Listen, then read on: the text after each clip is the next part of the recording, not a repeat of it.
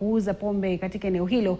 Familia za waliopoteza maisha zilielezea kwamba walikuwa na dalili za kutoona vizuri na maumivu ambayo yanahusishwa na matumizi ya kemikali aina ya ethanol.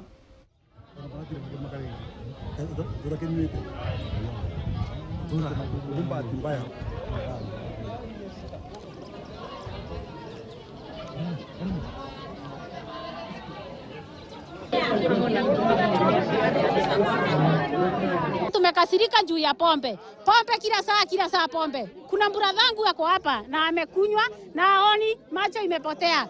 Sasa tunauliza hii pombe itatufikisha wapi na aoni? They were having blind vision. They could not see well.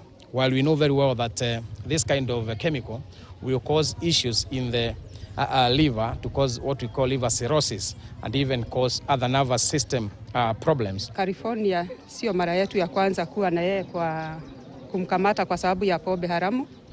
Amekamatwa mara mingi kuanzia wakati niliingia hapa, tumemkamata mara mingi. Ameenda kotini na mara mingi kesi zinarudi zinatupwa kutoka kotini. Kuna wakati tulimshika na ethanol